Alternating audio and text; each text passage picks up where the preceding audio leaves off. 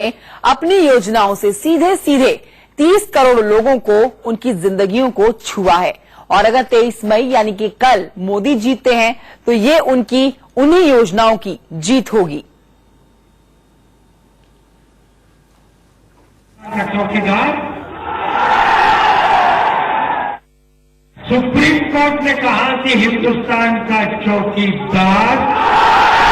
श्री नरेंद्र मोदी से ये बात पूछना चाहती हूँ कि आप बार बार ये कहते हैं कि मैं पिछड़े वर्ग का आदमी हूँ, लेकिन श्री नरेंद्र मोदी ने आज तक पिछड़े वर्ग के लोगों को ये नहीं बताया कि वो पिछड़े वर्ग में किस जाति से ताल्लुक रखता है।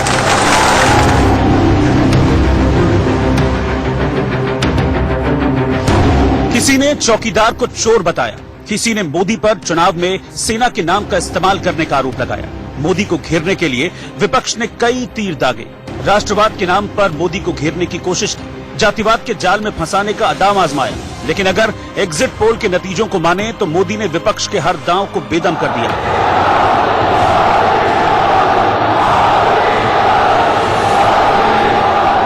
मैं नरेंद्र दामोदर दास मोदी ईश्वर की शपथ लेता हूं कि मोदी ने प्रधानमंत्री बनने के साथ ही 2019 के लिए अपनी तैयारी शुरू कर दी।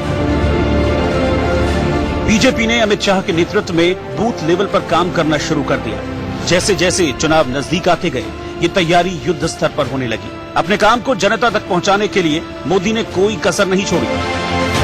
टीवी पर, रेडियो पर मेरी मन की बात आप सुन लेते हैं। रेडियो से मन की बात के जरिए मोदी हर रविवार देश की आवाम से मुखातिब होते रहे, लगातार रैलियां करते रहे, देश ही नहीं विदेश में भी सक्रिय रहे।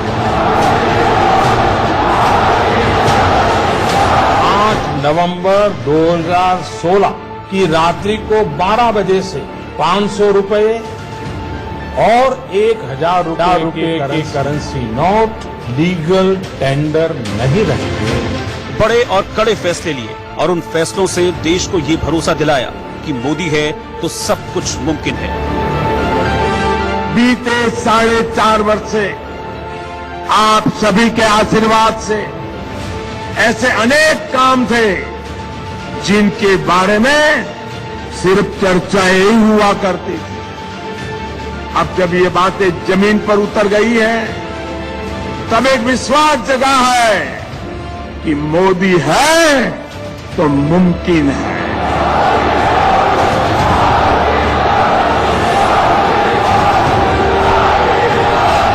विपक्ष मोदी पर कुछ भी आरोप लगाए, लेकिन एग्जिट पोल के नतीजे ये बताते हैं कि इसमें जनता ने सिर्फ राष्ट्रवाद के मुद्दे पर वोट नहीं किया, बल्कि मोदी के हक में आते दिख रहे वोटों के अंबार के पीछे करोड़ों लोगों तक मोदी और उनकी नीतियों की पहुंच है। वो योजनाएं हैं जिसने गरीब तबके को लाभ पहुंचाया है। बीजेपी की तरफ से 2014 में चुनाव प्रचार करते हुए नरेंद्र मोदी ने देश को भ्रष्टाचार मुक्त शासन देने और विकास के रास्ते पर ले जाने का वादा किया था। 5 साल का कार्यकाल देखा जाए तो मोदी सरकार को भ्रष्टाचार सहित कई मोर्चों पर सफलता मिली है। आइए आपको बताते हैं कि अगर मोदी दोबारा सत्ता में आते हैं तो कौन सी वजह अहम रहेंगी। बेदाग शासन। मोदी सरकार की यह सबसे बड़ी सफलता कही जा सकती है कि अब तक सरकार पर भ्रष्टाचार का कोई बड़ा दाग नहीं लगा। राफेल में बड़े घोटाले का आरोप विपक्ष लगाता रहा, मामला सुप्रीम कोर्ट में भी पहुंचा, मगर इसमें करप्शन की बात फिलहाल प्रमाणित नहीं हो सकी है। मोदी कैबिनेट में शामिल कोई मंत्री भ्रष्टाचार के मामले में घिरता नजर नहीं आया। वहीं यूपीए की मनमोहन सरकार में कोयला, स्पेक्ट्रम, 2G, कॉमनवेल्थ, आदर्श स्कैम जैसे घोटाले सुर्खियों में रहे थे, जिसकी कीमत 2014 के लोकसभा चुनाव में मनमोहन सरकार को चुकानी पड़ी थी। तो मोदी है तो मुमकिन है। चुनावी मंचों से मोदी आत्मविश्वास के साथ ऐसे ही हुंकार लगाते रहे। क्या उनकी इस हुंकार के पीछे सिर्फ राष्ट्रवाद की ताकत थी? ऐसा नहीं है। मोदी ने अपनी योजनाओं से करीब 30,000 करोड़ लोगों तक पहुंच अपनी बनाई है। जमीनी स्तर पर भी उनकी योजनाओं से लोगों को लाभ हुआ। बेसहाराओं को घर दिया गया, सुंदर गांव में बिजली पहुंचाई गई है और विकास की कई कहानियां मोदी को सबसे बड़ा बना देती हैं। जन धन योजना। प्रधानमंत्री नरेंद्र मोदी ने वर्ष 2014 में देश की जनता को बैंकिंग से जोड़ने के लिए जन धन योजना की घोषणा की थी। 2014 में जहां सरकार की बीमा योजनाओं के तहत सिर्फ 4 करोड़ 80 लाख यानी 5 करोड़ से भी कम सब्सक्राइबर्स थे। आज 2018 में जन सुरक्षाओं के योजनाओं के अंतर्गत ये संख्या 10 गुना से ज्यादा बढ़ गई है और करीब करीब 50 करोड़ सब्सक्राइबर्स हो चुके हैं।